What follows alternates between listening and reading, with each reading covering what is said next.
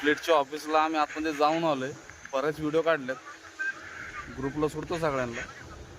मला सरकारला हे सांगायचं आहे की हे एका माणसाला जर का तुम्ही एवढ्या गाड्या देताय, मग शेतकऱ्यांनी आम्ही पोट भरायची कशी ते सांगा. नोकऱ्या करून हमाली करून यायची, 12 तास 18 तास गाड्या चालवायच्या, त्यांना दिवसाला 1000 आम्ही प्रॉपर लोकांनी आम्हाला कंपन्यांमध्ये कोणी कामाला घेत नाही, कारण की आमचं पॅन कार्ड आधार कार्ड प्रॉपर पडतं म्हणून आम्हाला कोणी कामाला घेत नाही.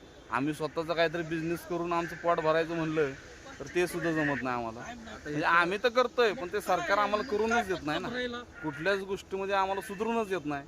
हे आमचे साहेब आलेत आतमध्ये जाऊन, सगळे काय माहिती घेतलेली सगळं सांगते ना आता तुम्हाला. नाही ना, आम्ही इकडे यायचं कारण इतकंच आहे की उबर फ्लीटवाल्यांनी आपली कशी ठासायची ही सुरुवात केलेली आहे. आणि पुण्यामध्येच नव्हे तर महाराष्ट्रामध्ये असणारे चालक मालक जर लवकरच जागे झाले तर बरं आहे.